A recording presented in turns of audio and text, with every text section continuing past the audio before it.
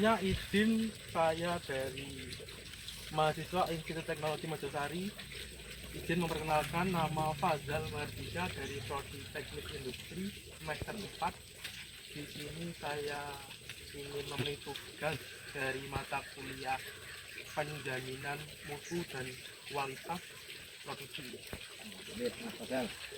Sebelumnya izin tanya Mas, ini usaha ini jenengan nggih? Membidangi napa?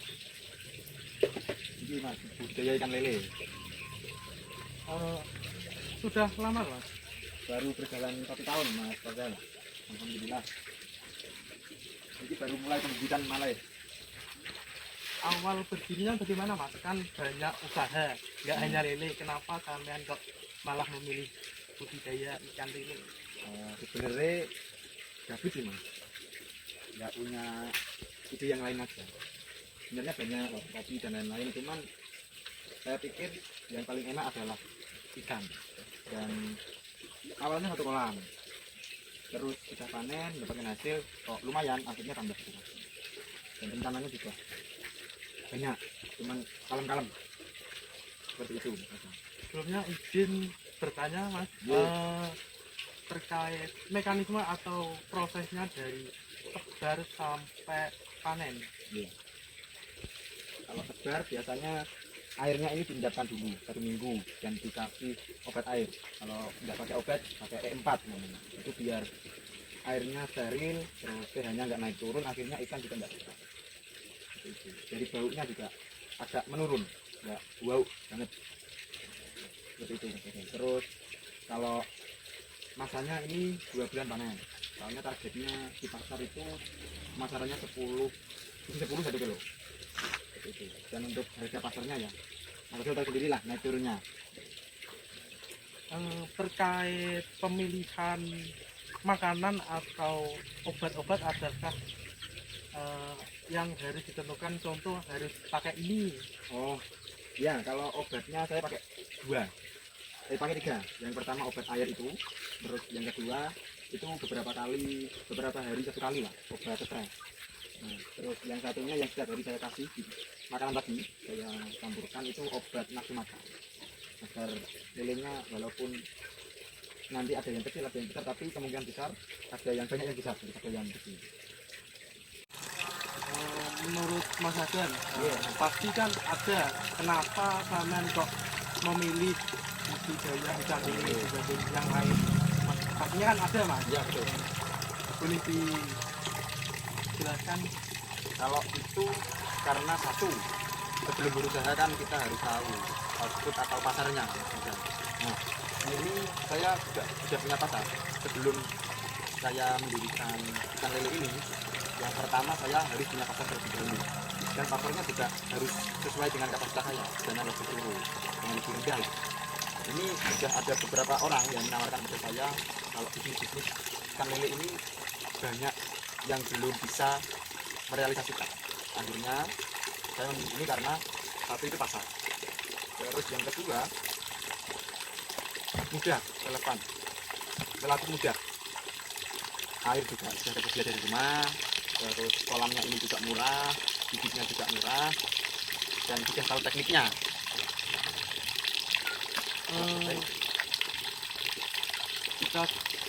Saya pernah lihat kan, yang namanya usaha kan pasti ada pasang surutnya Mas. Betul.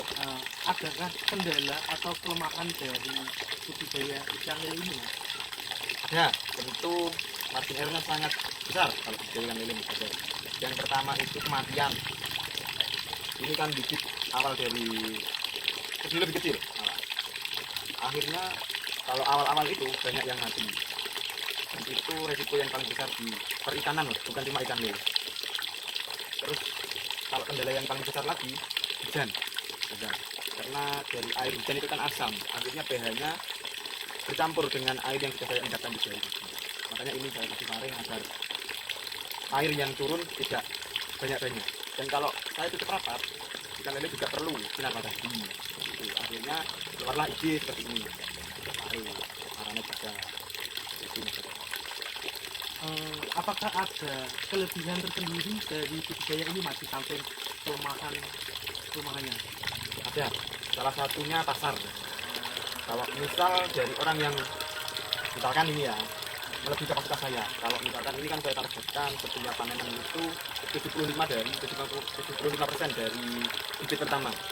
Nah, itu kan otomatis kalau kita panennya bisa 100% atau 90% lah gitu. Itu kan otomatis kapasitasnya lebih. Nah, kalau perbedaan seperti ini siapapun mau kalau saya kasih lele ini dengan harga yang sama dengan pasar. Seperti itu. Karena jarak biasa saya ke pasar juga lumayan sampai 15 menit. Maksudnya orang-orang saya arahkan ke sini. Seperti itu. Maka dari itu saya berani nambah kolam-kolam ini karena juga sudah ada langganan sejak 12 tahun. Mungkin itu sih. Jika kita lihat Mas ya, khususnya di lingkungan saya sendiri itu Ya, ada juga budidaya ikan lele, tapi imbas dari warga yang menerima itu kurang baik, khususnya di aroma atau bau. Nah, di sini bagaimana Mas? Apakah ada warga yang sempat protes atau bagaimana? alhamdulillah Mas Fadal, sebelum saya mendirikan ini, saya sudah searching di banyak media sosial, dari TikTok, YouTube, dan lain-lain. Salah satunya yang menyebabkan bau itu adalah makanan. Biasanya orang-orang kan pakai usus ayam, pakai bangkai ayam, dan lain-lain. Ya memang itu murah dan itu alternatif, akan tetapi baunya sangat luar biasa, mengganggu kehidupan masyarakat. Dan apalagi ini di tengah perumahan juga kan. Tapi solusi saya adalah ini, pakai pelet atau pakai pur, dan itu selama seluruh masa atau selama panen sampai panen, dari bibit sampai panen saya pakai pur, dan itu juga mengurangi baunya. Akhirnya baunya enggak sangat bau lah. Dan setiap hari saya keras ini, saya kotorannya saya tekan, terus saya tarik, akhirnya kotorannya keluar agar tidak baunya tidak semedang. Intinya kalau mau biayakan lele dan nggak mau bau, ya mau nggak mau neken HPP untuk beli pur, seluruhnya pakai pur, jangan pakai bangkai, jangan pakai daging-dagingan. Ini memang alternatif, cuman baunya mengganggu kehidupan masyarakat.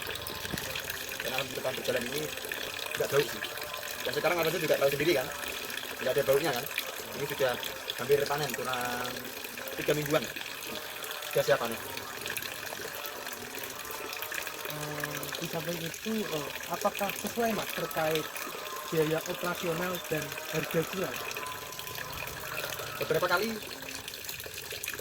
omsetnya menurun karena harga ikan juga naik turunnya cepat, dan akhirnya mau nggak mau orang ini juga hewan hidup juga kan, mau nggak mau sekali panen itu harus habis. Jadi ya resiko terbesarnya di situ. Pasarnya itu kita nggak tahu pasar kan, dan kalau kita jual di perumahan juga mereka juga nggak tahu. Jadi ya yang namanya usaha pasti ada. Dan selama beberapa tahun ini alhamdulillah masih bisa lah buat beli rokok, buat beli jajan, buat sehari-hari, dan beli dikit lagi tentunya buat beli makan juga masih bisa. Sebelumnya terima kasih Mas atas diterimanya saya datang ke sini.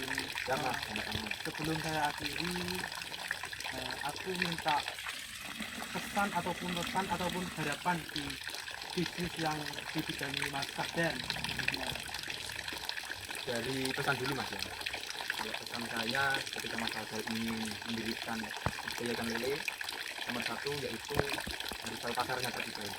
Soalnya ini semakin besar ikan lele, semakin ya ada harga jualnya, karena dari ikannya juga nggak berasa. Itu pesan dari saya. Dan yang terlebihnya harusnya banyak, cuman kalau mau belajar ya silahkan bertanya sendiri dan kapok belajar. Terus untuk pesannya, saya bersyukur sekali saya bisa mendirikan dan alhamdulillah berhasil, langsung berhasil. Akan tapi saya juga ingat kalau ini marginalnya sangat besar, resikonya sangat besar. Maka dari itu saya juga siap kalau bila mana nanti ada omset yang menurun drastis, saya juga siap.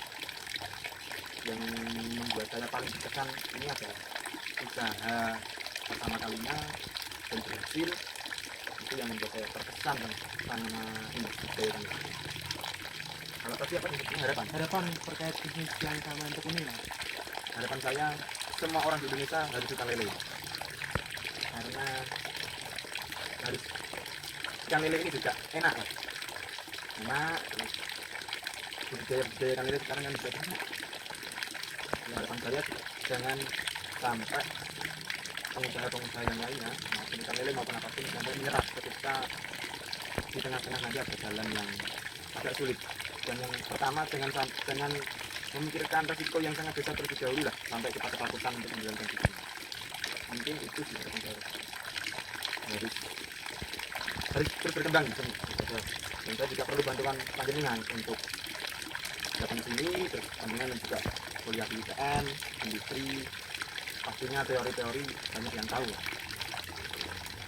Saya juga terima kasih banyak atas saya juga datang ke ibu saya. Ya, doa dari panjenengan sangat saya harapkan lah untuk kemajuan di orang ini. Ada lagi? Alhamdulillah gagal. Terima kasih atas kedatangannya. Dan kapok nanti kalau panen silakan ke sini, silakan dilihat bagaimana hasilnya. Akan makan ya Mas ya? Alhamdulillah, insya Allah ada makan gagal. Kalau mau belajar dengan bintang.